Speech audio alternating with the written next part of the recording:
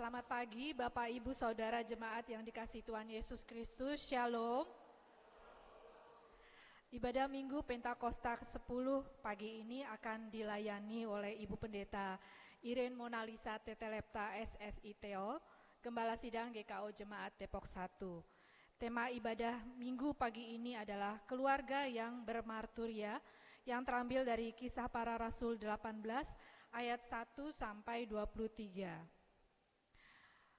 Penekaran warta tambahan dalam rangka merayakan Hari Ulang Tahun RI ke-79, maka Komisi Harvest mengajak seluruh jemaat GKO Depok 1 untuk berpartisipasi dalam kegiatan Lomba Kemerdekaan HUT RI ke-79 GKO Depok 1. Kegiatan lomba ini akan dilaksanakan pada hari Sabtu tanggal 17 Agustus 2024 pukul 9.00 tempat di GKO Depok 1. Lomba meliputi memasukkan pensil ke dalam botol secara individu, dewasa, dan anak-anak, kemudian memindahkan belut individu anak-anak, estafet tepung grup dewasa 5-6 orang, voli air itu grup, lomba joget individu, tebak gaya grup, tebak gambar individu, menyangkutkan kawat individu.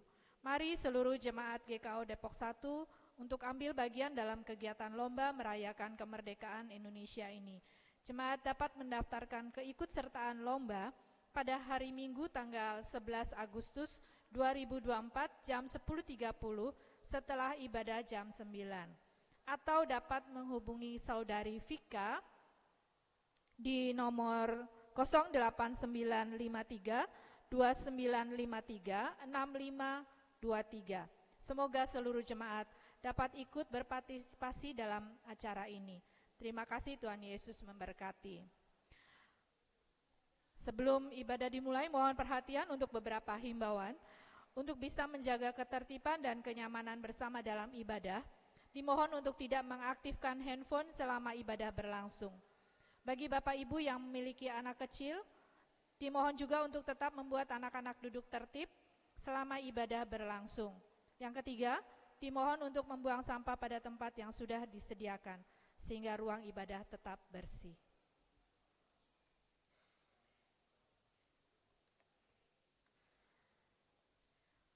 Teduhkanlah hatimu, tenangkanlah pikiranmu, dan arahkanlah dirimu bagi Allah yang perkasa, tatkala engkau masuki hadirat-Nya yang kudus. Jemaat diberikan kesempatan untuk bersaat teduh sejenak.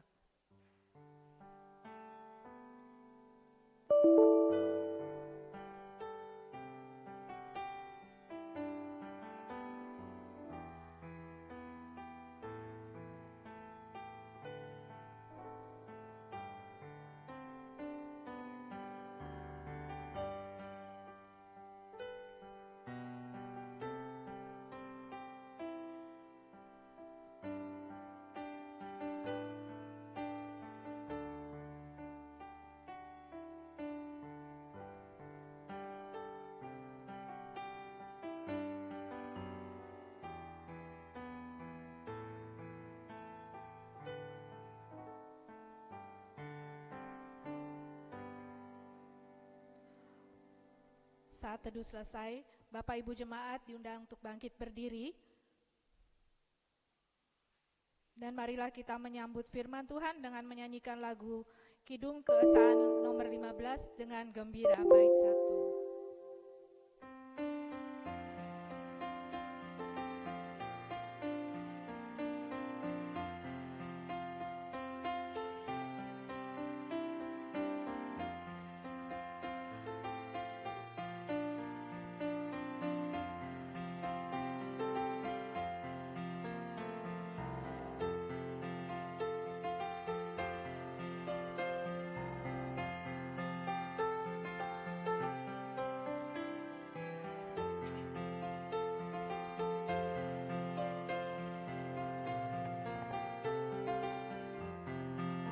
Dengan gembira bersama melangkah, kita semua menghadap Tuhan. Tepuk tangan nyanyi bersukaria, sebab besar kasih setianya. Angkatlah hati jiwa, mohon rahmat berlimpah, agar kita pun pantas berkenan kepadanya. Satukan kami umat-Mu ya Tuhan, dalam Kristus jadi satu warga, hingga kami sehati dan sejiwa memuliakan nama-Mu Tuhan. Jemaat yang dikasihi oleh Tuhan, mari kita mulai ibadah ini dengan pengakuan bersama bahwa pertolongan kita adalah dalam nama Tuhan yang menjadikan langit dan bumi, yang memelihara kesetiaannya sampai selama-lamanya.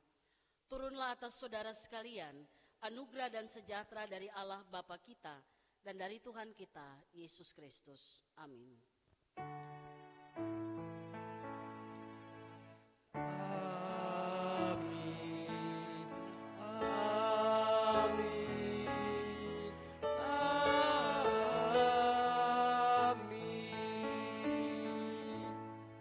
Jemaat Tuhan dipersilakan duduk kembali.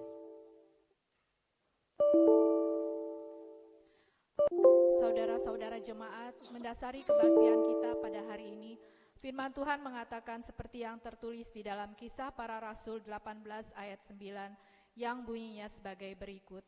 Pada suatu malam berfirmanlah Tuhan kepada Paulus di dalam suatu penglihatan, "Jangan takut, teruslah memberitakan firman dan jangan diam."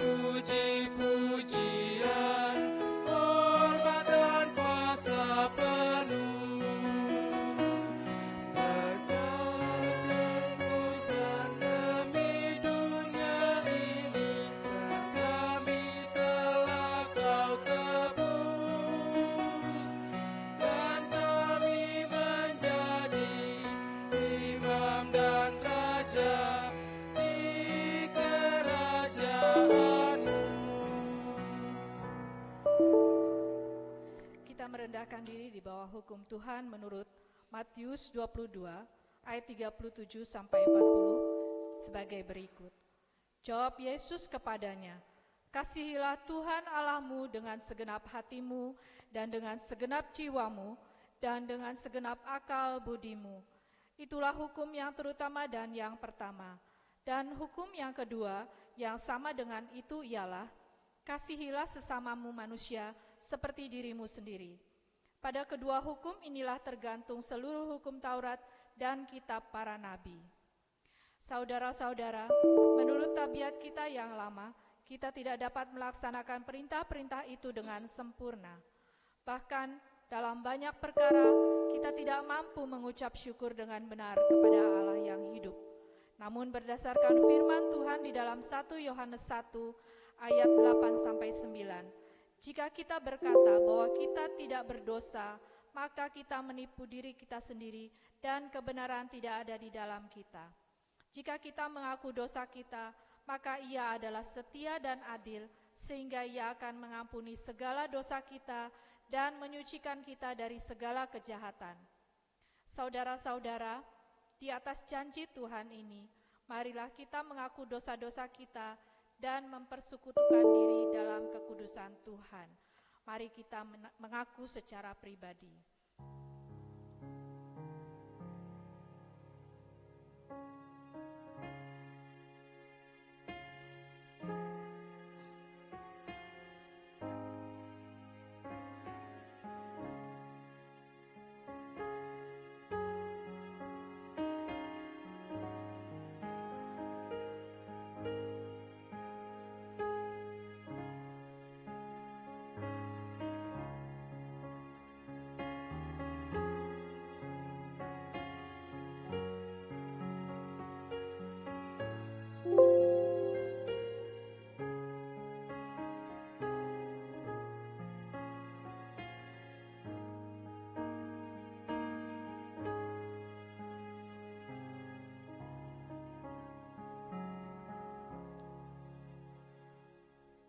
Marilah kita bersama-sama mengaku, Ya Bapa Maha Kudus, yang penuh pengasihan, kami mengaku kepadamu bahwa kami telah bersalah, baik dalam pikiran, perkataan, dan perbuatan, serta kegagalan dalam berbuat baik. Seringkali kami sebagai umat tebusan-Mu terbenam dalam kelemahan iman, tidak setia, lalai menuruti perintah-perintah-Mu. Bapa, kami mohon pengasihan-Mu. Kami sebagai jemaat-Mu kerap kali mencemarkan kekudusan Tuhan dalam berjemaat dengan kepudaran pengharapan, dengan perselisihan dan pementingan diri. Kristus, kasihanilah kami. Sebagai gereja, kami sering mengabaikan perintah-Mu dengan menutup diri, kesaksian sebagai gereja kabur, kesetiaan melayani terhalang oleh dalih-dalih kami. Roh Kudus, kasihanilah kami. Kami mohon ampun atas segala salah dan dosa kami. Sucikanlah kami oleh karena kasih-Mu. Baharuilah kami senantiasa dengan kuasa Roh-Mu yang kudus. Dalam Yesus Kristus Juru Selamat sesuai janji-Mu. Amin.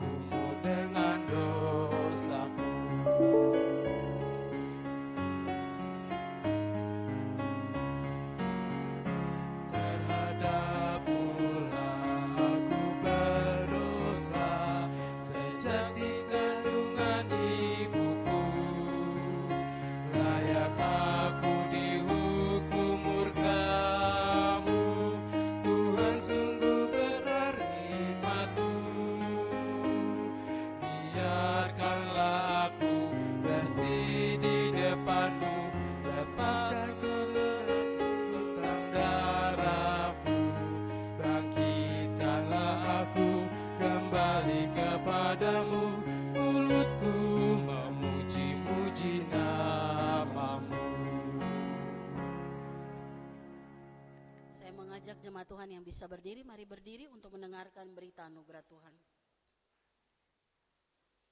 Saudara-saudara jemaat, selaku hamba Tuhan Yesus Kristus, saya memberitakan bahwa pengampunan dosa itu sudah berlaku di dalam nama Allah Bapa, Anak, dan Roh Kudus. Dan ini berlaku bagi setiap kita yang datang kepada Tuhan. Kita mengaku dosa di hadapannya dan berjanji untuk hidup menurut firman-Nya. Seperti yang tertulis dalam Daniel 9 ayat 9, demikian berita anugerah Tuhan. Pada Tuhan Allah kami ada kesayangan dan keampunan, walaupun kami telah memberontak terhadap Dia. Amin. Jemaat Tuhan, saya persilakan duduk kembali. Dengan demikian kita hidup dalam suatu hidup yang penuh dengan kelimpahan kasih Allah yang disebut hidup baru. Dengarlah petunjuk hidup baru yang terdapat dalam Matius 5 ayat 16 sebagai berikut. Demikianlah hendaknya terangmu bercahaya di depan orang, supaya mereka melihat perbuatanmu yang baik dan memuliakan Bapamu yang di sorga. Amin.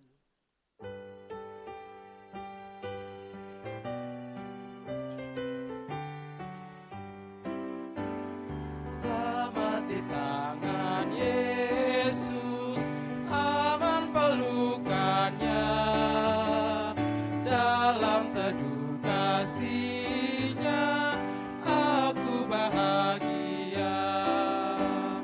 Lagu merdu malaikat olehku terdengar, dari negeri mulia damai sejahtera.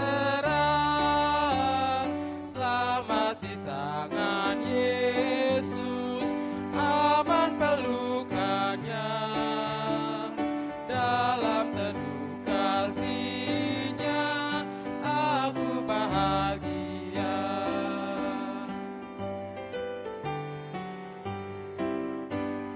Selamat di tangan Yesus, aku tentram penuh. Dosa pun dan cobaan jauh dari diriku. Duka, cemas, dan bimbang kuasa-Nya tak tetap. Godaan angin mata akan segera lenyap. Selamat di tangan Yesus, aman pelukannya, dalam teduh kasih-Nya aku bahagia. Bapak Ibu jemaat yang dikasihi Tuhan Yesus, kami undang untuk bangkit berdiri.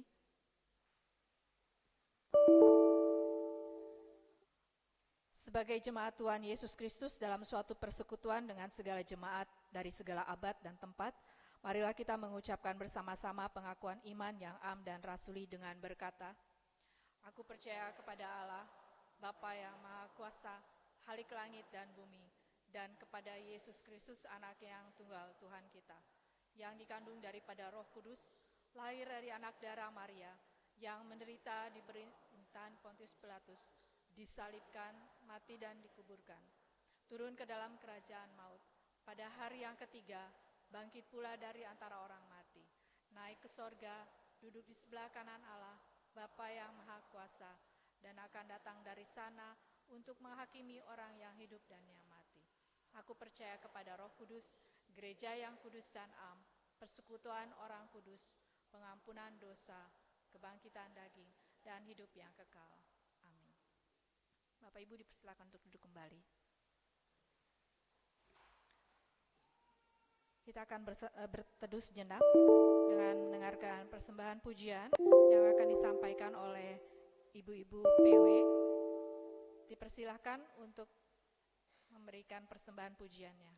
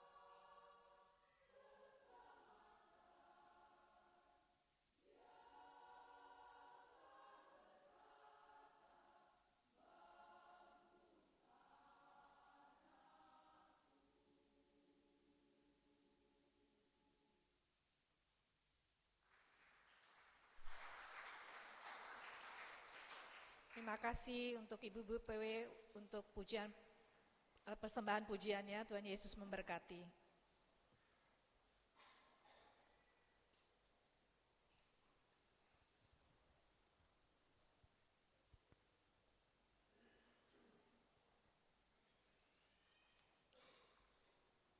Jemaat yang dikasihi oleh Tuhan, mari kita siapkan hati kita mendengarkan firman Tuhan. Kita naikkan pujian, jadilah teladan dunia.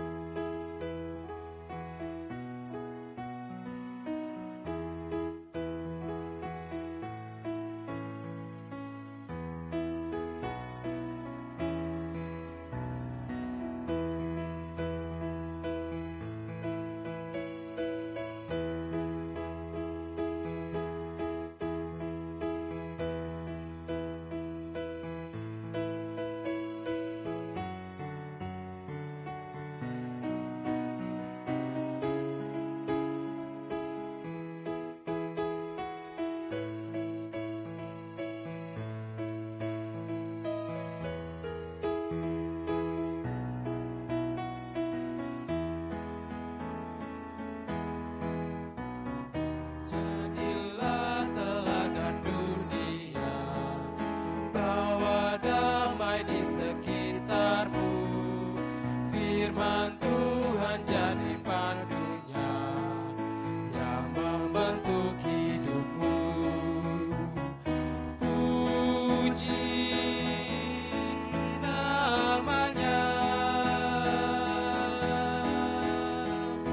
puji namanya, puji kuasanya, pujilah kemurahannya.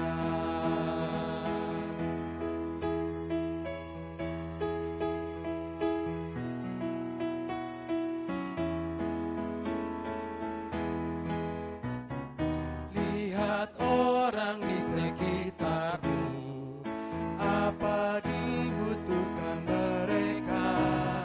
Jangan sungkan ulur tanganmu, datang tolonglah segera. Puji namanya, puji kuasanya, puji kasihnya, pujilah kemurahannya. Mari kita berdoa. Bapa yang baik, saatnya kami akan membaca dan merenungkan firman-Mu. Roh Kudus, tolonglah kami agar kami dapat mengerti apa yang menjadi pesan Tuhan bagi kami pagi hari ini. Berbicaralah ya Bapa, kami siap mendengarkan sabda-Mu. Dalam nama Yesus firman yang hidup, Tuhan menyertai saudara. Amin. Jemaat Tuhan, mari kita siapkan bacaan firman Tuhan. Pagi ini kita akan membaca bersama dari Kisah Para Rasul pasal yang ke-18 ayat 1 sampai dengan ayat yang ke-23.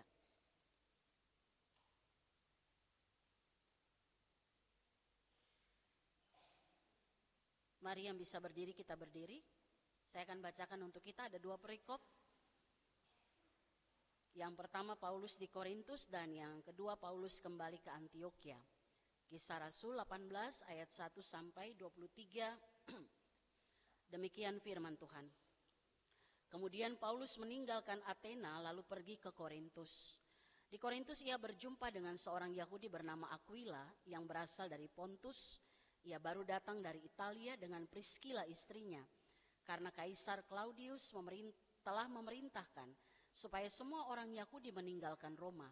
Paulus singgah ke rumah mereka. Dan karena mereka melakukan pekerjaan yang sama, ia tinggal bersama-sama dengan mereka. Mereka bekerja bersama-sama karena mereka sama-sama tukang kemah. Dan setiap hari Sabat Paulus berbicara dalam rumah ibadat dan berusaha meyakinkan orang-orang Yahudi dan orang-orang Yunani. Ketika Silas dan Timotius datang dari Makedonia, Paulus dengan sepenuhnya dapat memberitakan firman, di mana ia memberi kesaksian kepada orang-orang Yahudi bahwa Yesus adalah Mesias. Tetapi ketika orang-orang itu memusuhi dia dan menghujat, ia mengebaskan debu dari pakaiannya dan berkata kepada mereka, "Biarlah darahmu tertumpah ke atas kepalamu sendiri. Aku bersih, tidak bersalah. Mulai dari sekarang aku akan pergi kepada bangsa-bangsa lain." Maka keluarlah ia dari situ lalu datang ke rumah seorang bernama Titius Justus yang beribadah kepada Allah dan yang rumahnya berdampingan dengan rumah ibadah. Tetapi Krispus kepala rumah ibadat itu menjadi percaya kepada Tuhan bersama-sama dengan seisi rumahnya, dan banyak dari orang-orang Korintus yang mendengarkan pemberitaan Paulus menjadi percaya dan memberi diri mereka dibaptis. Pada suatu malam berfirmanlah Tuhan kepada Paulus di dalam suatu penglihatan, "Jangan takut, teruslah memberitakan firman dan jangan diam. Sebab aku menyertai engkau dan tidak ada seorang pun yang akan menjamah dan menganiaya engkau, sebab banyak umatku di kota ini." Maka tinggallah Paulus di situ selama 1 tahun 6 bulan dan ia mengajarkan firman Allah di tengah-tengah mereka. Akan tetapi setelah Galio menjadi gubernur di Akhaya, bangkitlah orang-orang Yahudi bersama-sama melawan Paulus, lalu membawa dia ke depan pengadilan. Kata mereka, ia ini berusaha meyakinkan orang untuk beribadah kepada Allah dengan jalan yang bertentangan dengan hukum Taurat. Ketika Paulus hendak mulai berbicara, berkatalah Galio kepada orang-orang Yahudi itu, "Hai orang-orang Yahudi, jika sekiranya dakwaanmu mengenai suatu pelanggaran atau kejahatan, sudahlah sepatutnya aku menerima perkaramu. Tapi kalau hal ini adalah perselisihan tentang perkataan atau nama atau hukum yang berlaku di antara kamu, maka hendaklah kamu sendiri mengurusnya. Aku tidak rela menjadi hakim atas perkara yang demikian." Lalu ia mengusir mereka dari ruang pengadilan. Maka orang itu semua menyerbu Sostenes kepala rumah ibadat, lalu memukulinya di depan pengadilan itu. Tetapi Galio sama sekali tidak menghiraukan hal itu. Paulus tinggal beberapa hari lagi di Korintus. Lalu ia minta diri kepada saudara-saudara di situ dan berlayar ke Syria. Sesudah ia mencukur rambutnya di Kengkrea karena ia telah bernasar. Priskila dan Aquila menyertai dia. Lalu sampailah mereka di Efesus. Paulus meninggalkan Priskila dan Aquila di situ. Ia sendiri masuk ke rumah ibadat dan berbicara dengan orang-orang Yahudi. Mereka minta kepadanya untuk tinggal lebih lama di situ, tetapi ia tidak mengabulkannya. Ia minta diri dan berkata, "Aku akan kembali kepada kamu jika Allah menghendakinya." Lalu bertolaklah ia dari Efesus. Ia sampai di Kaisarea dan setelah naik ke darat dan memberi salam kepada jemaat, ia berangkat ke Antiokhia. Setelah beberapa hari lamanya ia tinggal di situ, ia berangkat pula lalu menjelajahi seluruh tanah Galatia dan Frigia untuk meneguhkan hati semua murid. Demikianlah firman Tuhan, terpujilah Tuhan Yesus Kristus. Firman Allah berkata, yang berbahagia atau yang diberkati adalah mereka yang mendengarkan firman Allah dan memeliharanya. Haleluya. Haleluya, haleluya, haleluya.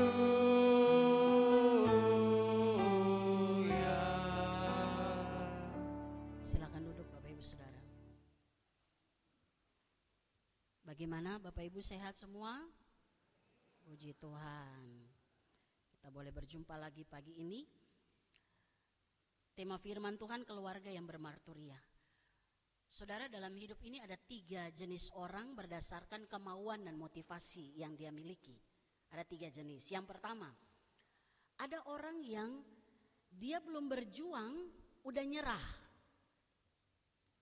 Ada yang begitu? Ada ya? Nggak ada di sini, tempat lain. Belum berjuang udah nyerah. Contoh, aduh saya jangan dikasih tugas yang berat-berat lah, saya nggak bisa. Jadi belum terima lagi, belum terima tanggung jawab tapi sudah nolak duluan. Padahal belum melakukan apa-apa. Kalau boleh saya dapat tugas tapi yang ringan-ringan saja. Jangan terlalu yang bikin sakit kepala. Nah, itu tipe orang yang motivasi kemauannya belum berjuang sudah menyerah. Yang kedua, ada orang yang sudah berjuang Sampai 1-2 hal dia capai, puas diri lalu udah gak lakukan apa-apa lagi. Saya kasih contoh dalam kehidupan orang Kristen. Ini golongan orang yang begini. Yang penting, itu dia. Yang penting saya sudah jadi Kristen, saya percaya Yesus. Hari Minggu saya datang ibadah, saya dengar firman Tuhan, saya kasih persembahan. Sudahlah, sudah cukup. Dianggap tahap itu cukup baginya dan merasa puas diri menjadi orang Kristen. Ada yang seperti itu?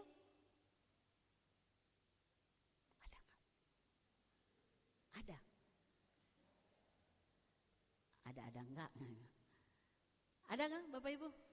Yang udahlah, jangan terlalu yang ini sudah, saya ini sudah cukup lah jadi orang Kristen. Kan yang penting terdaftar jemaat, gereja, sudahlah. Sudah cukup. Jangan dikasih lagi yang aneh-aneh. Itu ada. Atau ada yang bilang begini, ya saya jadi pelayan, yang penting tugas selesai.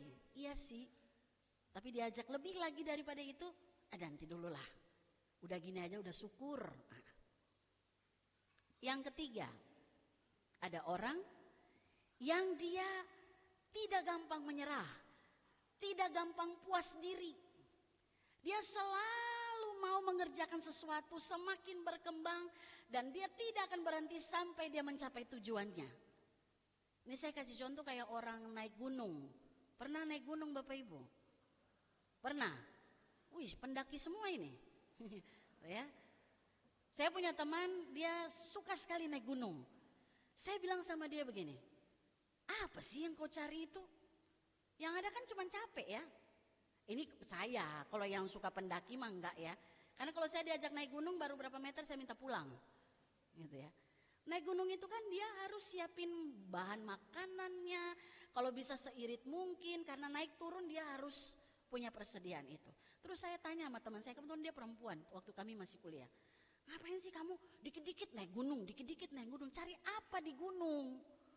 Dia bilang begini, ada satu hal yang tidak bisa didapatkan di sini. Karena begitu sudah sampai puncak gunung itu ada kepuasan tersendiri. Betul Bapak Ibu pendaki? Karena tadi suka naik gunung, gitu ya. Senang ya. Jadi ada yang bilang gini, kalau sudah sampai di puncak tuh, dia bilang Ren, kalau udah kamu nggak pernah ngalamin itu. Begitu sampai di atas, wih, apalagi kalau udah tancap bendera, wih, enak banget. Itu kita lihat awan ada di bawah. Saya bilang nggak perlu naik gunung, naik pesawat aja.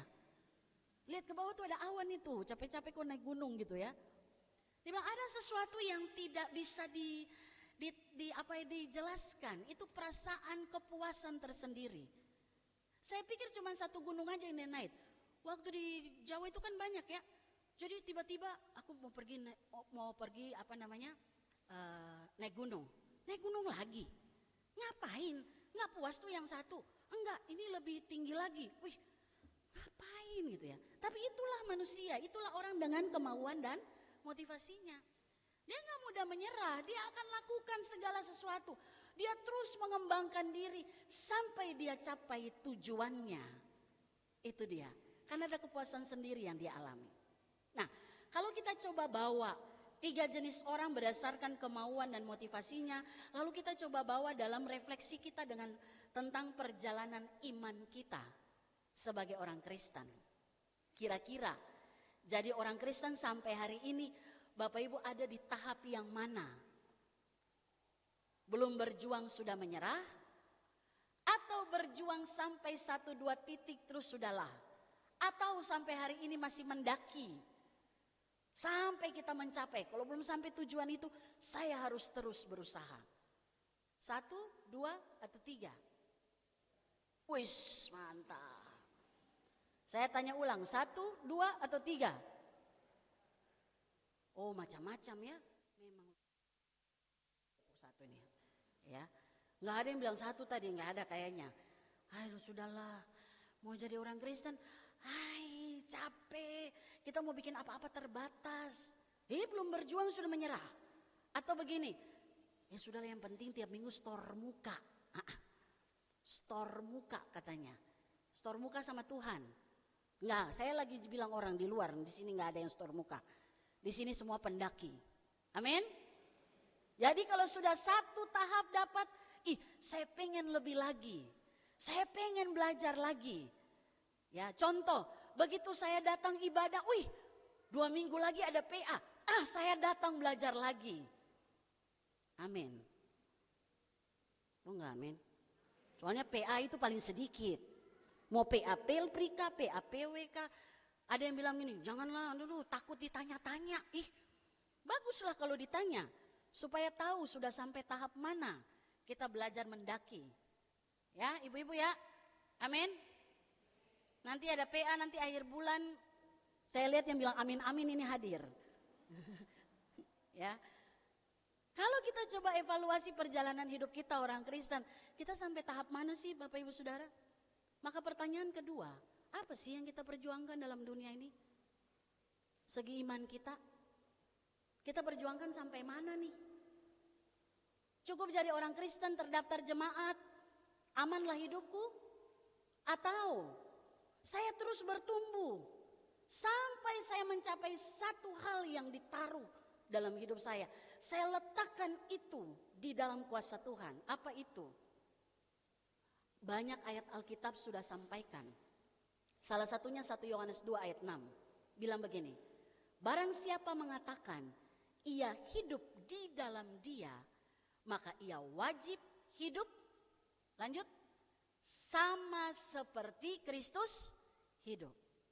Itulah yang kita perjuangkan selama ada dalam dunia ini. Bapak Ibu datang hari Minggu, nanti ada ibadah kategorial, datang juga. Apa sih yang diperjuangkan? Ini dia. Aku ingin hidup sama seperti Kristus hidup. Paulus menyebut dengan istilah hidup dalam keserupaan dengan Kristus. Sudah? Sudah? Belum? Ini sudah mendaki sampai di mana ini? Gitu ya. Saya nggak tahu ini sudah daki sampai di mana. Kok belum nyampe? Gitu ya. Mungkin makanan habis, turun lagi ambil makanan kayaknya nih. Makanya yang terjadi, mari kita coba lihat kita sampai di mana nih jadi orang Kristen. Capai nggak itu keserupaan dengan Kristus? Mungkin pertanyaannya begini, Bapak Ibu bisa nggak serupa Kristus? Ini dia masalahnya. Karena kita pikir bahwa kita nggak bisa. Padahal firman Tuhan katakan, waktu Kristus selamatkan kita, Dia kembalikan kita pada posisi awal, serupa dan segambar dengan dirinya. Amin. Maka bisa serupa Kristus? Cuma 2 orang dari sekian ribu orang ini yang jawab. Bisa serupa Kristus? Pasti bisa. Kenapa? Jaminannya adalah Kristus. Dia yang bentuk kita, Dia yang tuntun kita. Untuk apa? Jangan begitu, aku gak pernah lakukan itu. Ini yang aku lakukan. Lakukan ini, karena ini bagian pembentukanmu untuk hidup serupa dengan diriku. Apa yang menjadi dasar kita ada dalam perjalanan itu? Cuman satu, firman Tuhan. Maka Bapak Ibu Saudara, kalau kita katakan bahwa kita masih ada dalam perjuangan itu, teruslah berjuang. Yesus dalam melakukan perjuangannya agendanya cuma satu. Orang banyak berjumpa dengan Injil keselamatan, bahwa di dalam Yesus Kristus ada hidup yang kekal. Itu yang Ia perjuangkan. Maka itu pun yang Bapak Ibu dan saya perjuangkan dalam hidup ini. Waktu orang berjumpa dengan kita, orang tahu ada pesan khusus yang Tuhan taruh dalam hidup kita. Maka hari ini kita belajar dari bagian firman Tuhan dengan satu kata, yaitu marturia. Tema kita keluarga yang bermarturia. Marturia nggak asing ya Bapak Ibu di telinga kita. Marturia, koinonia, diakonia, apa itu? 3 panggilan gereja. 3 panggilan gereja atau 3 tugas gereja. Berkoinonia atau bersekutu, makanya kita ada begini. Panggilan gereja adalah untuk berdiakonia. Diakonia apa? Pelayanan. Itu dilakukan. Kita melayani tidak hanya di gereja, tapi kita melayani sampai diperlengkapi melayani di luar. Dan yang ketiga marturia. Marturia bicara tentang kesaksian. Jadi kalau gereja dipanggil untuk bersaksi, Berarti gereja dipanggil untuk memberitakan satu hal yang penting bagi dunia. Apa satu hal itu? Cuman satu. Yesus Kristus dan karya salibnya. Itu yang harus kita saksikan, itu yang harus kita beritakan bagi kehidupan orang lain. Nah Bapak Ibu Saudara, sama dengan kalau bilang marturia itu kesaksian. Gereja yang bermarturia, keluarga yang bermarturia, keluarga yang bersaksi. Itu sama dengan kita status saksi di pengadilan ya. Kita pernah lihat orang yang dipanggil untuk menjadi saksi itu bukan orang yang tidak pernah terkait dengan masalah itu, nggak ada. Yang dipanggil menjadi saksi, apakah itu saksi yang menyaksikan secara langsung peristiwa itu, atau saksi ahli yang tahu banget tentang masalah itu. Mereka dipanggil untuk memberikan pendapat, untuk menyatakan kebenaran. Ini loh yang saya lihat, ini loh yang terjadi. Maka dari semua analisa saksi dibuatlah semacam sebuah keputusan orang ini salah atau tidak. Itu fungsi saksi. Maka kalau dibilang kita bermarturia, kita bersaksi, berarti kita adalah orang-orang yang tahu persis masalahnya kayak apa. Kita kenal siapa Yesus Kristus, kan yang kita saksikan adalah Kristus, amin. Makanya kita harus kenal, kita harus tahu siapa Yesus, apa yang ia lakukan, apa yang saya alami, dan apa yang harus saya sampaikan kepada orang lain. Selama kita tidak punya kaitan dengan itu, kita nggak mungkin bisa jadi saksi. Paulus menyebutkan itu dalam 2 Korintus 3 ayat 3. Dia bilang, kamu adalah surat Kristus yang terbuka dan dibaca oleh siapa? Oleh siapa Bapak Ibu? Semua orang. Surat Kristus yang terbuka. Berarti apa? Orang baca sesuatu tentang Kristus melalui diri kita. Makanya sampai di sini kita coba evaluasi, kita coba tanya ke diri kita masing-masing. Saya ini lagi buka surat terbuka, siapa yang saya bawa ini kira-kira? Surat terbukanya Kristus atau surat terbuka saya sendiri atau orang lain? Kalau surat terbukanya Kristus, berarti kita menyaksikan siapa Kristus bagi orang lain. Bapak Ibu, kesaksian kita tentang Kristus nggak pernah itu datang dari problem emosi kita. Kita nggak bisa saksikan Kristus melalui tingkah kita yang tidak benar. Nggak mungkin itu, mana ada Kristus. Tuhan Yesus selama hidup lakukan hal yang tidak benar. Yesus pernah maki orang? Pernah Bapak Ibu? Nggak pernah. Kita pernah maki orang? Mamma mia. Pernah maki orang? Oh, kalau maki mungkin agak kasar kali ya. Pernah mengucapkan umpatan buat orang lain? Pernah? Sering. Buat siapa itu? Buat suami kah? Buat istri kah? Buat siapa itu? Ya. Ya kalau model kayak begini, surat siapa yang sedang kita tunjukkan? Kesaksian siapa yang sedang kita nyatakan bagi dunia? Gak mungkin Tuhan Yesus waktu menyatakan tentang Injil keselamatan, dia pakai bahasa yang tidak benar. Kata-kata kotor, gak mungkin itu. Dia pakai bahasa yang dimengerti, menyentuh, dan mengubah hidup orang lain. Itu satu doang tuh, baru contoh satu ya. Belum lagi tingkah laku kita. Tuhan Yesus gak pernah nyibir orang gitu ya. Gak pernah. Ngelihat orang kita gak suka terus, Tuhan gak suka terus Tuhan marah. Tuhan juga tidak pernah tahan marah atau dia simpan sakit hati sama orang, nggak ada. Makanya dia katakan kalau mau sampaikan surat Kristus yang terbuka, orang lihat kita, orang baca siapa kita. Betul nggak Bapak Ibu? Coba sekali-sekali, kan saya pernah bilang ya, coba tanya ke orang-orang terdekat kita, kira-kira menurut kamu saya ini bagaimana? Coba tanya orang terdekat, dia akan jawab paling asli. Jangan tanya pendeta, pasti baik. Jangan tanya teman, pasti baik, ada maunya itu makanya. Oh kamu baik sekali kamu itu, kamu orangnya peka. Padahal dalam hati, gitu kan. Tapi coba tanya sama orang terdekat kita gitu ya. Kamu seperti apa? Cerewet kamu. Hah? Kapan saya cerewet? Yaudah terima aja lah gitu ya. Nah itulah surat Kristus yang terbuka.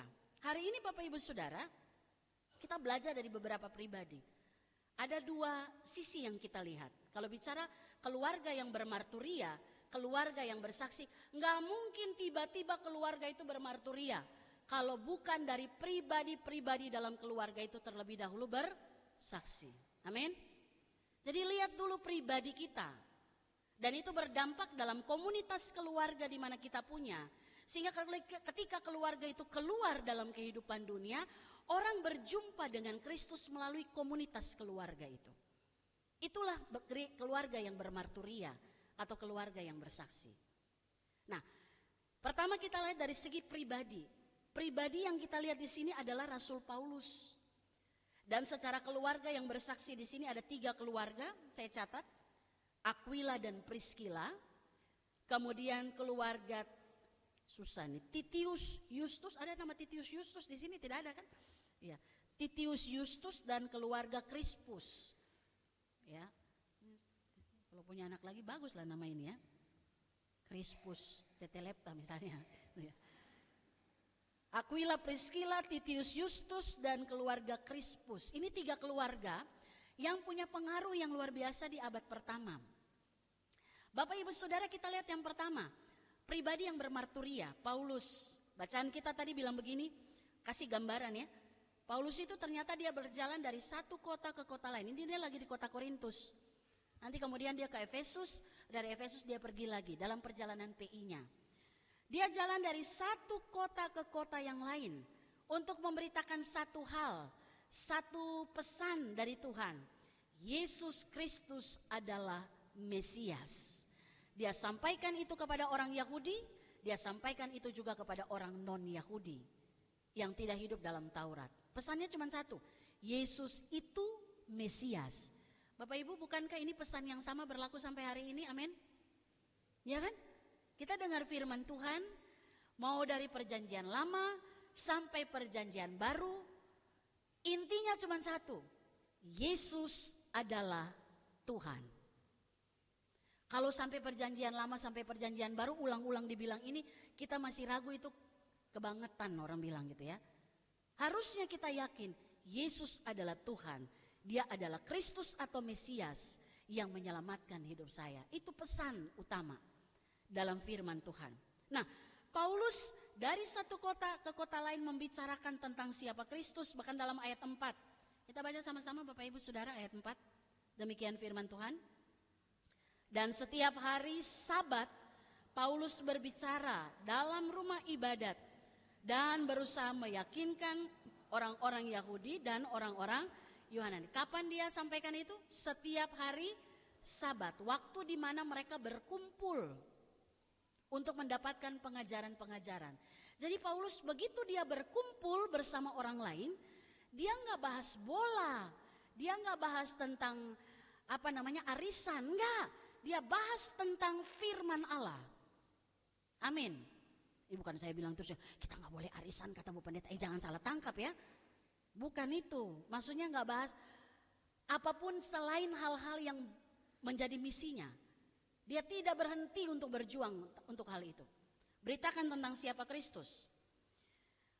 Tapi Bapak Ibu Saudara, dalam pelayanan Paulus, ini satu hal yang kita disadarkan bersama, banyak tantangan dia alami. Bapak Ibu lihat ayat 6, di situ dibilang, tetapi ketika orang-orang itu siapa? Orang-orang Yahudi, memusuhi dia dan menghujat dia.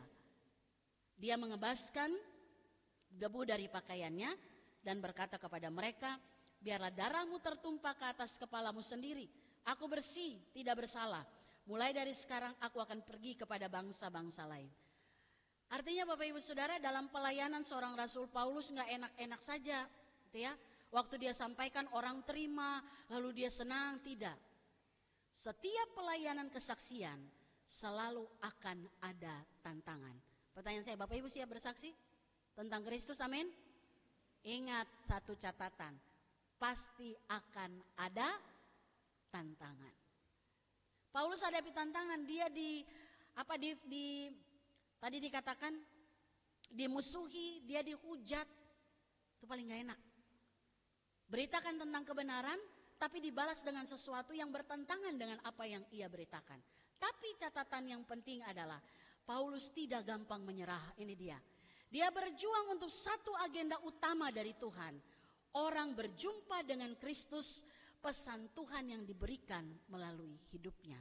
Makanya Bapak Ibu lihat tadi dalam ayat yang ke-9, sama-sama kita baca ayat 9, demikian firman Tuhan. Pada suatu malam berfirmanlah Tuhan kepada Paulus di dalam suatu penglihatan. Jangan takut, teruslah beritakan firman dan jangan diam. Ada dua kata jangan di situ ya. Jangan takut dan jangan diam. Jangan takut artinya begini. Beritakanlah firman, yang kamu beritakan itu tentang saya, yang berkuasa atas segala sesuatu. Jadi gak usah takut dengan tantangan yang ada. Beritakan saja.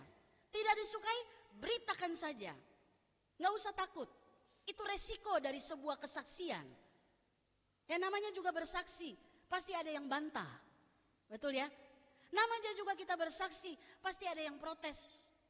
Tapi firman Tuhan bilang, jangan takut. Apa artinya jangan takut? Dia yang memberi pekerjaan untuk bersaksi itu, dialah Allah yang akan menyertai kita. Bapak Ibu masih ingat amanat agung? Di mana tuh amanat agung? Mana katekisasi amanat agung ada di mana? Itu yang kalian bilang Matius 29 itu. Saya bilang buka Matius 29, buka lagi mereka Matius 29. Saya bilang haleluya. Ini siapa yang bikin tambah ayat pasal-pasal di dalam Alkitab ini? Matius berapa? Oh, katekisasi 2 tahun ini. Matius 28 ayat 19 dan 20, padahal saya ulang-ulang kasih tahu, mungkin takut kali ya. Nanti saya suruh satu datang berdiri sini terus ucapkan ya. Matius 28 ayat 19 sampai 20 bilang apa? Pergilah, jadikanlah semua bangsa muridku, baptislah mereka di dalam nama Bapa, Anak dan Roh Kudus, dan ajarlah mereka melakukan segala sesuatu yang telah kuperintahkan kepadamu. Dan ketahuilah, aku menyertai kamu sampai akhir zaman. Dari semua bagian ayat ini mana yang paling enak? Pergilah atau aku menyertai kamu? Pergilah, haleluya. Pergilah atau aku menyertai kamu. Kadang-kadang kita bilang begini, janji Tuhan dahsyat, amin. Terus kita bilang, ya, aku menyertai kamu sampai akhir zaman, amin ya Tuhan. Saya alami itu. Nanti dulu, itu ayat ada gandengannya. Nggak mungkin kita alami penyertaan kalau tidak pergi, ajarkan, saksikan siapa Kristus. Nggak mungkin kita alami rasakan penyertaan Tuhan kalau kita tidak pernah melakukan pekerjaan Tuhan. Jadi jangan comot-comot ayat hanya untuk kesenangan diri. Tapi paketnya satu. Kalau mau alami penyertaan Tuhan, saksikan siapa dia bagi orang lain. Tantangan ada, pasti ada. Tapi dia bilang apa? Jangan takut. Yang kedua, jangan diam. Dia bilang gini, teruslah beritakan firman, hendaki terus, jangan diam. Diam itu artinya begini, jangan cuma jadi penonton. Penonton itu paling pintar daripada yang suka nonton bola tahu itu. Kalau nonton bola Mamma Mia itu penonton dia paling pintar. Dia kayaknya pelatih ganti siapa itu? Yang pelatih Korea itu? Ya itulah. Ya, kayaknya dia yang tahu strategi gitu ya. Jadi kalau dia nonton, maju, kasih oper, aduh. Kan saya suka lihat orang nonton bola ya. Kebetulan saya tinggal sama-sama dengan orang yang suka nonton bola. Dan dia memang suka main bola. Jadi, lama nih, coba lari tuh di berapa kali berapa itu. Gitu ya, kalau main bola-bola apa tuh yang bola kecil tuh dia nama apa? Futsal itu boleh lah. Tapi coba lari di lapangan bola, saya pernah lari di lapangan bola asli. Satu kali putaran saya tahu nih napas kayaknya udah mau selesai. Gitu ya. Aduh, gitu. Jadi kadang-kadang kita penonton itu pintar ya. Masuk dalam arena. Saksikan siapa Kristus. Supaya kita bisa tahu bahwa bagaimana Tuhan sertai kita dalam semua perjuangan kita menyaksikan siapa Kristus bagi orang lain. Apa yang terjadi setelah Paulus bermarturia? Hidupnya berdampak bagi keluarga-keluarga yang dekat dengan dia. Keluarga-keluarga bukan yang jauh, yang bersama dengan Paulus. Aquila, Priscilla. Mereka adalah keluarga yang dicatat dalam sejarah Alkitab. Keluarga yang mendukung pelayanan di abad pertama. Mereka biarkan rumah mereka jadi tempat untuk bersekutu orang-orang Kristen pada zaman itu. Aquila, Priscilla cukup terkenal untuk itu. Kemudian yang kedua, ini yang susah ini. Titius Justus, dia orang non-Yahudi ya, dia orang Yunani. Tapi dia takut Tuhan. Dia tidak hanya beribadah kepada Allah. Rumahnya dekat sinagoge. Dan dia jadikan rumahnya itu tempat orang untuk berjumpa, bersekutu, berdoa, melakukan jamuan kasih. Itu kan yang dilakukan jemaat mula-mula ya. Dan yang ketiga, Krispus, kepala rumah ibadat. Dia dan seisi rumahnya percaya kepada Allah. Mereka dibaptis dan akhirnya menjadi saksi Kristus di tengah kemelut kota Korintus. Kita tahu kota Korintus, kota yang metropolitan, kota banyak masalah. Gereja di situ pun banyak masalah. Perpecahan terjadi, aliran-aliran muncul. Ada yang bilang saya golongan Apolos, saya Kristus, saya Kefas atau Petrus. Maka perpecahan terjadi di gereja di kota Korintus. Tapi Krispus, dia menjadikan ia dan isi-isi keluarganya berdampak di tengah kemelut kota Korintus. Bapak Ibu Saudara, apa yang mau kita pelajari dari bagian ini? Ketika kita berkomitmen terus mendaki, berkomitmen terus belajar firman Tuhan. Untuk apa? Saya mau mencapai apa yang menjadi tujuan Allah dalam hidup saya. Keserupaan dengan Kristus. Maka 3 hal hari ini kita lihat. Yang pertama, untuk menjadi keluarga yang bermarturia, harus dimulai dari pribadi yang bermarturia. Pastikan anggota keluarga kita semua orang yang siap menyaksikan Kristus. Amin. Ya, pastikan kalau anak saya dia pergi ke tempat itu, dia tidak akan terpengaruh dengan pergaulan bebas. Dia akan menyaksikan siapa Kristus melalui keputusannya yang benar di hadapan Tuhan. Pastikan itu. Orang tua pastikan. Anak-anak pergi kemanapun, mereka akan menyaksikan siapa Kristus. Mereka gak perlu bawa Alkitab terus sampaikan firman, tidak. Tapi respon dia, keputusan-keputusan dia untuk mengatakan tidak kepada dosa, itu kesaksian. Amin. Maka ketika keluarga dan setiap anggota keluarga bermarturia, keluarga itu akan menyaksikan siapa Kristus. Yang kedua, ingatlah Bapak Ibu Saudara, ketika keluarga bermarturia selalu ada tantangan. Jadi jangan begitu ada tantangan terus stop mendaki. Daki terus. Kita doa bersama. Bapak Ibu masih doa bersama keluarga ya. Itu kan yang kemarin kita bicarakan waktu retreat kan. Aku dan seisi rumahku, kami akan beribadah kepada Tuhan. Amin. Masih ingat tema retreat? Oh haleluya. Ini baru lewat berapa lama ya? Tema retreat? Keluarga sehat, gereja kuat. Nah, kalau kuat aja besar ya. Aku dan seisi rumahku. Waktu itu saya masih ingat sesi terakhir. Kita buat doa keluarga bersama. Masih ingat Bapak Ibu? Jangan pura-pura amnesia ya. Kita doa bersama keluarga gitu ya. Terus kita berkomitmen, dari tempat inilah aku dan seisi rumahku, kami akan beribadah kepada Tuhan. 1 tahun berlalu. Masih ibadah? Masih ibadah bersama Bapak Ibu? Amin. Ya. Itu mendaki itu. Tahap terus. Sampai satu ketika kita akan berkata, seisi keluarga, saksikanlah Kristus dimanapun kita berada. Kalau tetangga lihat kita, kira-kira mereka berjumpa gak dengan Kristus melalui sikap hidup kita? Jangan-jangan mereka bilang gini, mau nonton drakor enggak?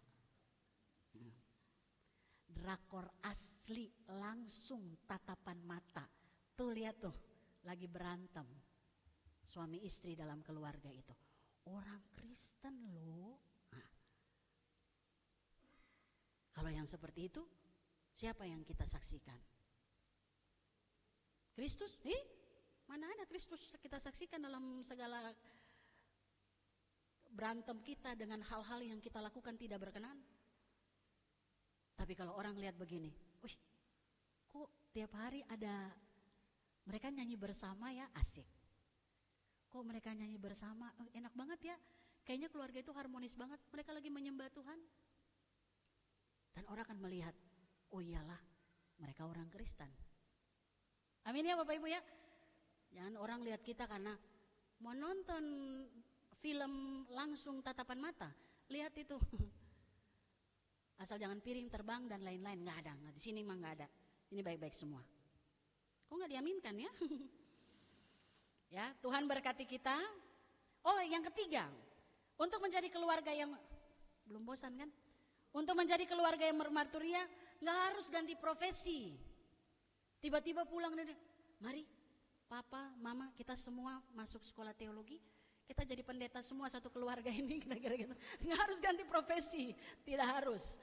Ya, orang Paulus juga dan Aquila Priscilla nggak ganti profesi kok. Mereka tetap penjual kemah. Tapi mereka menjual kemah dengan misi yang benar. Itu dia. Jadi nggak harus ganti profesi. Mari kita berlomba, karena kita semua sekolah Alkitab, lalu kita semua daftar jadi pendeta. Lalu siapa yang jadi jemaat kalau semua jadi pendeta, kira-kira gitu ya. Jadi mari tetap profesi tetap, tapi dengan misi yang jelas. Dimanapun saya berada, saya saksikan siapa Kristus bagi orang lain. Amin, mari kita berdoa. Bapa, di dalam nama Tuhan Yesus kami belajar dari pribadi Paulus yang bercermin pada Kristus, di mana ia memberitakan satu agenda utama dalam hidupnya, memberitakan Kristus bagi orang lain, menyaksikan Kristus bagi orang lain, dan itu berdampak dalam kehidupan keluarga-keluarga di abad pertama. Tuhan, kami sudah masuk kesekian abad berlalu apa yang dilakukan Paulus, tapi firman ini tetap tinggal dalam hati kami, membentuk kami untuk menjadi pribadi yang bermarturia, keluarga yang bermarturia. Dimanapun kami berada, apapun tugas tanggung jawab yang kami lakukan dalam dunia ini, kami tetap menyaksikan Kristus melalui perkataan kami, sikap hidup kami yang berdampak baik bagi orang lain. Jadikan hidup kami berguna bagi Tuhan dan sesama. Amin. Kita aminkan firman Tuhan, kita naikkan pujian, pakailah seluruh hidupmu.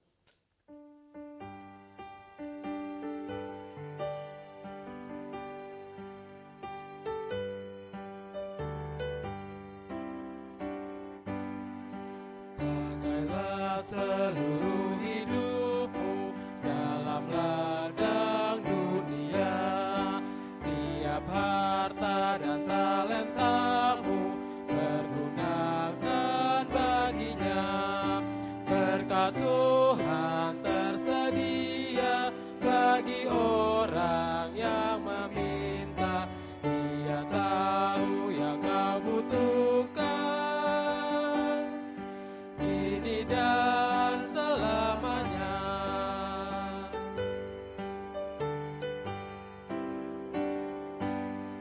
Sungguh banyak waktu terbuang untuk hal yang tak perlu.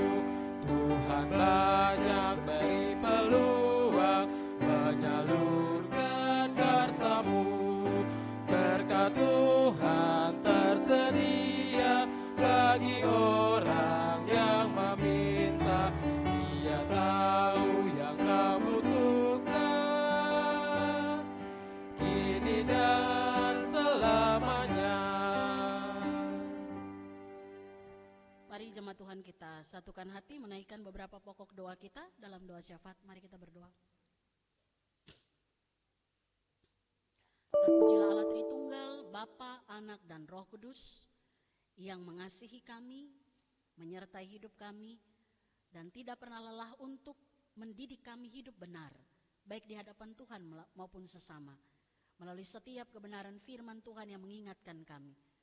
Oleh tuntunan kuasa Roh Kudus, kami dimampukan untuk melakukan firman ini dalam kehidupan kami, sehingga hidup kami boleh berdampak baik bagi orang-orang di sekitar kami. Terima kasih Tuhan, pagi hari ini kami mau menyatukan hati kami Kami mau berdoa secara khusus untuk beberapa keluarga dalam jemaat-Mu di tempat ini.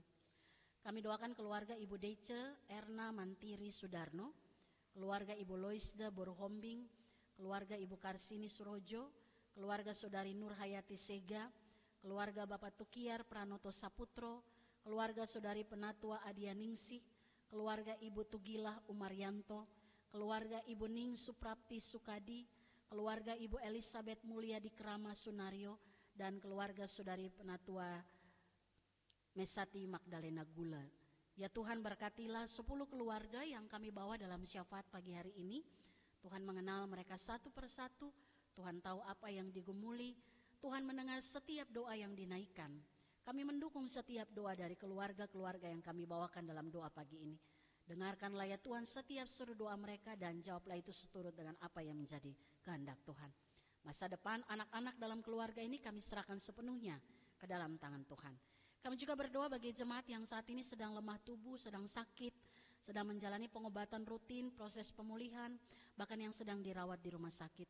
Kami doakan Ibu Lemina Turnip Sihaloho, Ibu Yohana Yuliati, Ibu Supartina Makatipu, Ibu Siti Sudarsi Tukiar, Bapak Edi Kristianto, Bapak Hari Laisina, dan Bapak Mulyadi Manulang yang sedang dirawat di RSPI. Tuhan Yesus, Rumah Sakit GPI. Tuhan Yesus, tolonglah saudara-saudara kami yang saat ini Tuhan mereka sedang mengalami kelemahan tubuh. Dalam iman kami berkata mereka sudah sembuh dalam nama Yesus. Iman yang memulihkan cara berpikir, sikap hati, sehingga semua proses pengobatan yang dilakukan secara rutin bahkan juga yang sedang dijalani, semua dijalani dengan kekuatan yang berasal daripada Tuhan. Kami imani keluarga-keluarga dari jemaat kami yang saat ini sedang sakit juga tetap berharap dan menaikkan doa dan Tuhan mendengar setiap seru doa mereka. Kami doakan pergumulan-pergumulan jemaat Tuhan, baik yang sedang mencari pekerjaan, anak-anak kami dalam memilih pasangan hidup, keluarga yang mendambakan keturunan. Tuhan Yesus, Engkau berkati pergumulan untuk pekerjaan, usaha, jemaat-Mu di tempat ini. Tuhan, kami imani Engkau Allah yang memberikan penyertaan-Mu, kekuatan-Mu bagi kami untuk tetap berjuang dan tidak pernah menyerah. Kami tidak akan menyerah meskipun kami sudah mencapai kepuasan 1-2 bagian, tetapi biarlah kami terus berjuang. Karena di dalam perjuangan itu iman kami bertumbuh. Kami mengenal siapa Tuhan yang kami sembah. Allah yang senantiasa memberikan kekuatan bagi kami. Berdoa Tuhan untuk semua anak-anak muda kami, Tuhan berkati perjuangan mereka di bangku pendidikan, mulai dari anak-anak bayi di tingkat PAUD sampai perguruan tinggi. Masa depan mereka Tuhan siapkan yang terbaik.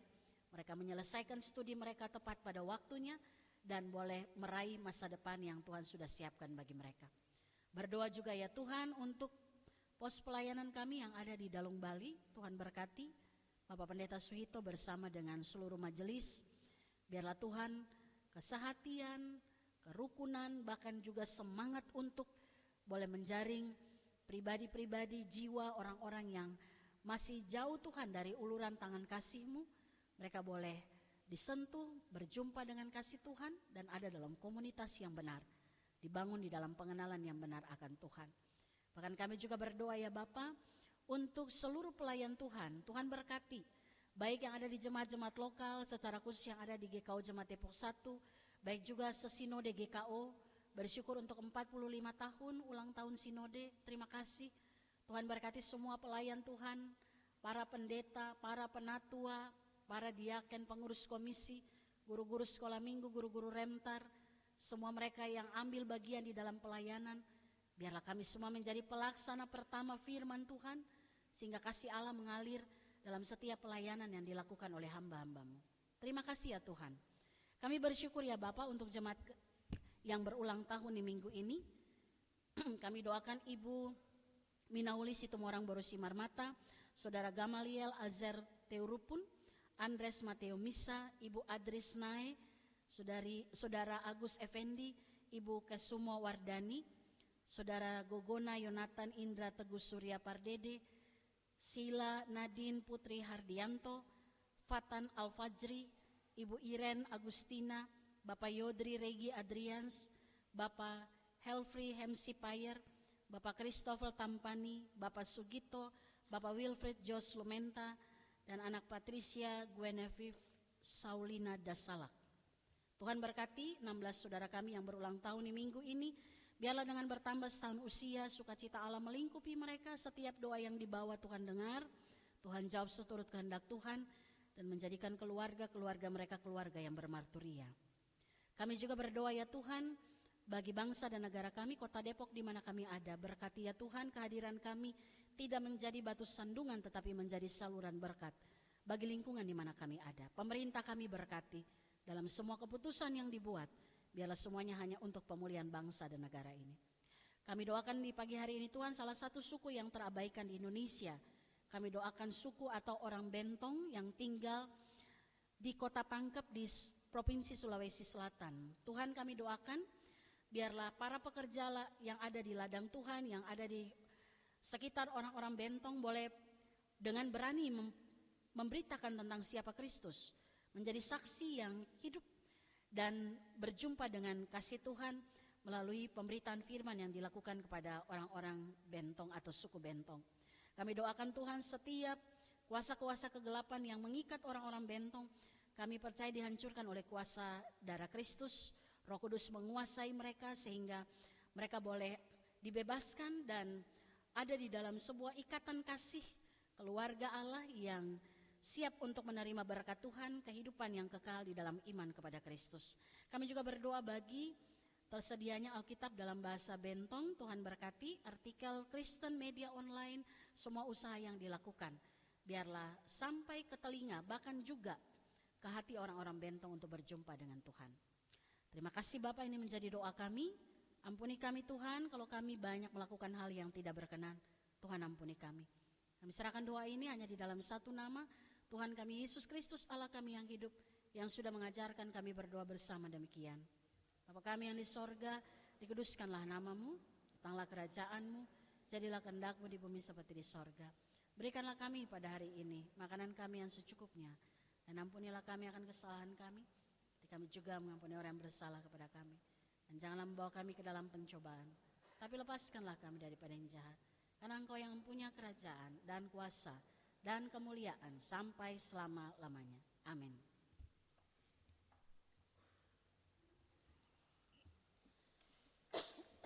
Saudara-saudara jemaat, marilah kita mengucap syukur kepada Tuhan dengan persembahan kita sambil mengingat kata Alkitab dari Kejadian 4 ayat 4. Habel juga mempersembahkan korban persembahan dari anak sulung kambing dombanya, yakni lemak-lemaknya. Maka Tuhan mengindahkan Habel dan korban persembahannya itu. Sementara kantong persembahan diedarkan, kita akan bernyanyi bersama dari Kidung Keesahan 382 bait 1 sampai 2. Inilah ungkapan syukurku.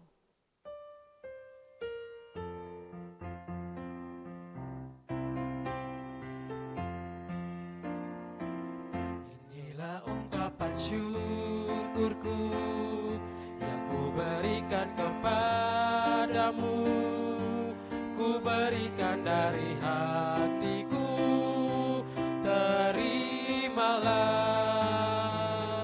Ku persembahkan kepadamu dengan seluruh jiwa ragaku, kiranya berkenan di hadirat-Mu.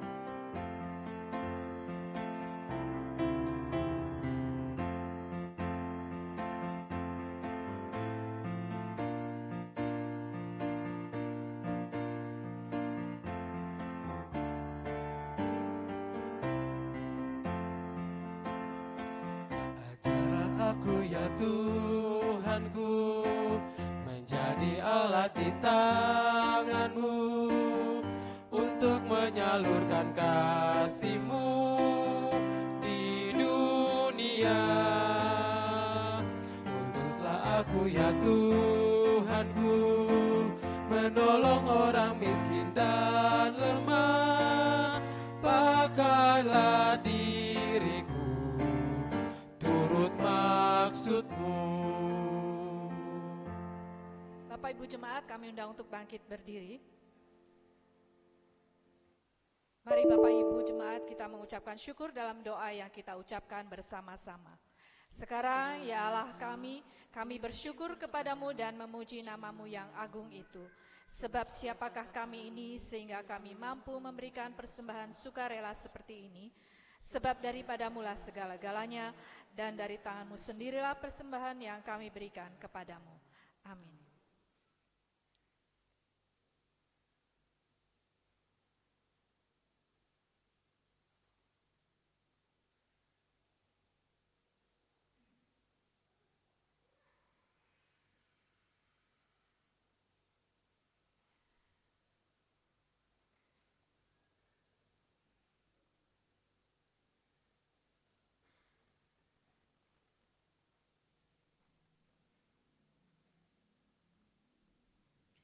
Jemaat yang dikasihi oleh Tuhan, kita akhiri ibadah ini. Kita naikkan pujian Kidung Keesaan 591, bait 1 dan 2, dan bait 3 kita akan nyanyikan setelah kita menerima berkat Tuhan.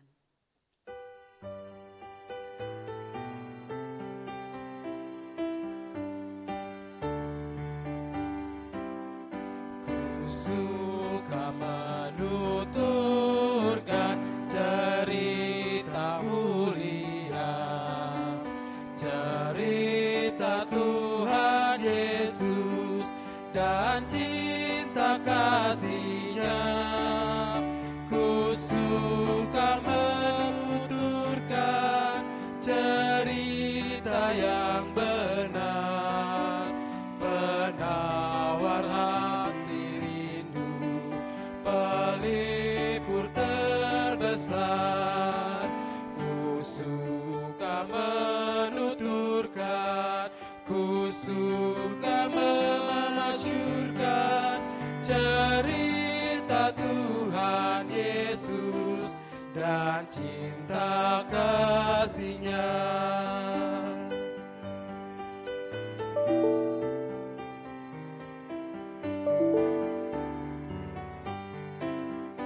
Ku suka menuturkan cerita mulia yang sungguh melebihi impian dunia.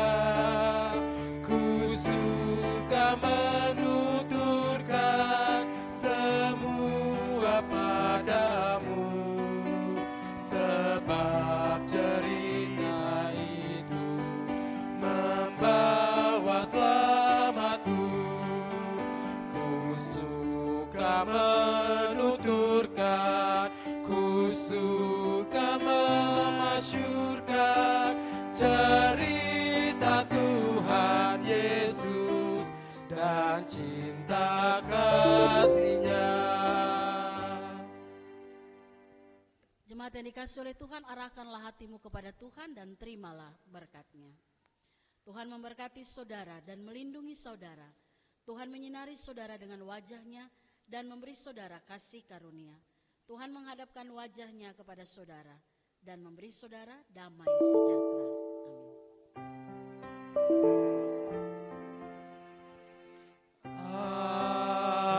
Amin. Amin. Amin.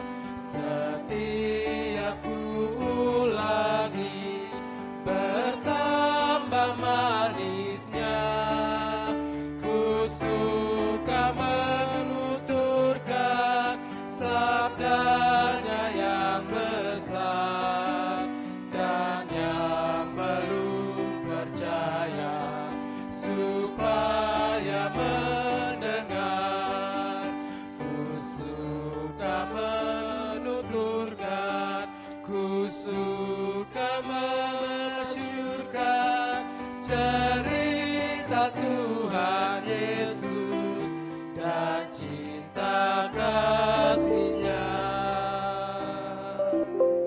Diberikan kesempatan untuk bersaat teduh sejenak.